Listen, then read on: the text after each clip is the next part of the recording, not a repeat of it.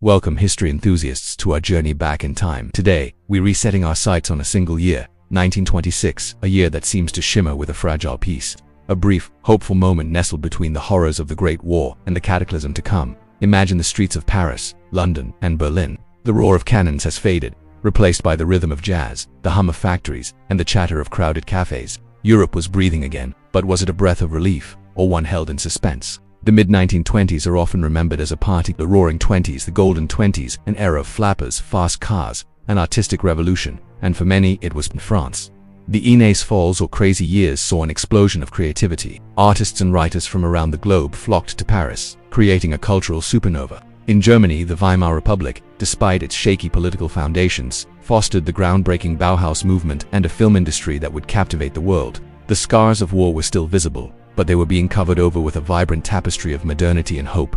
People wanted to forget, to live, to believe that the war to end all wars had truly delivered on its promise. Economically, things were looking up, at least on the surface. The Dawes Plan of 1924 had seemingly stabilized the German economy, pouring American loans into the country and easing the crushing burden of reparations. This influx of capital created a domino effect, boosting trade across the continent. Factories that once churned out shells were now producing automobiles and radios. The assembly line, perfected in America, was being adopted in Europe, promising a new age of consumer prosperity. For the first time in a decade, a sense of normalcy seemed within reach. Families were rebuilding, businesses were expanding, and the stock markets were climbing. It felt like the engine of European progress had finally been restarted. But if you scratched beneath this glittering surface, the cracks were already starting to show.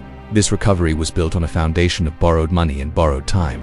The entire system was dangerously dependent on the continuous flow of American credit. It was a house of cards, and few seemed to notice the breeze picking up. In Britain, the recovery was sluggish. The general strike of 1926 brought the nation to a standstill for 9 days, a stark reminder of the deep-seated class tensions and the painful transition from a pre-war industrial empire to a post-war economic reality. The coal miners, the backbone of the old economy, were facing wage cuts and longer hours, a bitter pill to swallow after their sacrifices in the war. Their struggle was a symbol of a wider unease lurking beneath the Jazz-Age optimism. Politically, the spirit of international cooperation was embodied by the Locarno treaties, signed in late 1925. Germany, France, Belgium, Britain, and Italy came together, seemingly burying old animosities. Germany accepted its western borders, and a wave of relief, the spirit of Locarno, swept across Europe.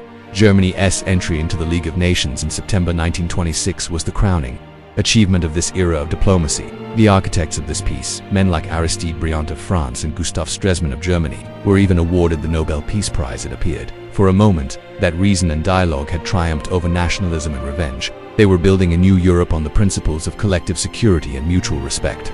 Yet this spirit of reconciliation was far from universal.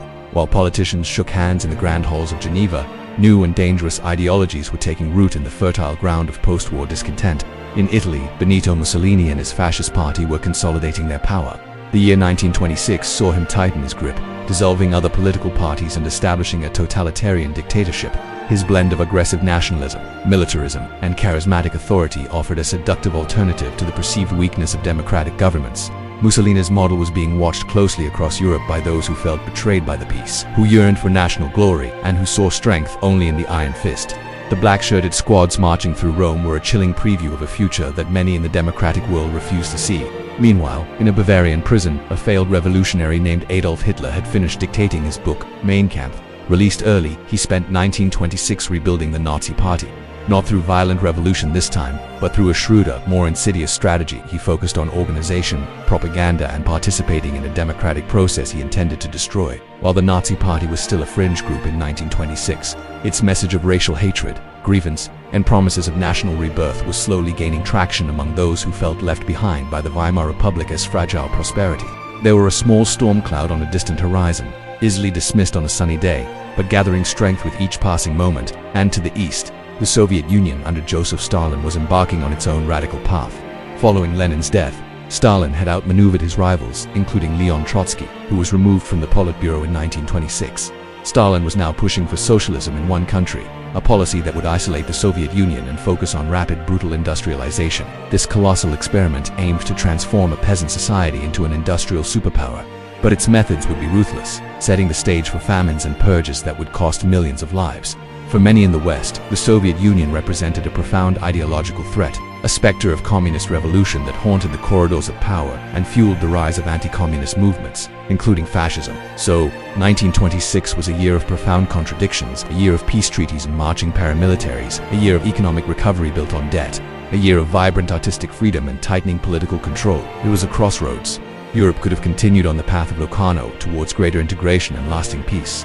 But the unresolved angers of the war, the economic fragility, and the potent appeal of extremist ideologies were pulling it in a very different direction. The people of 1926, dancing the Charleston and marveling at the first public demonstrations of television, couldn't know what was coming. They lived in their present, a present that felt more secure and hopeful than any time in recent memory. They couldn't see the Great Depression just around the corner, or the rise of the Third Reich, or the inevitable slide back into a war that would make the first one seem like a prelude. Looking back at 1926 from our vantage point is a sobering experience. It teaches us that peace is never guaranteed. It's not a destination you arrive at, but a delicate structure that requires constant maintenance. It shows how easily optimism can mask underlying dangers, and how quickly the seeds of future conflicts can be sown even in times of apparent tranquility. The story of 1926 is not just a chapter in a history book. It's a timeless warning, a reminder to look beneath the surface, to question the stability of our own times, and to never, ever take peace for granted. Thank you for joining us on this journey into the past. If you found this exploration of history fascinating, be sure to like this video, subscribe to our channel, and hit the notification bell so you don't miss our next deep dive.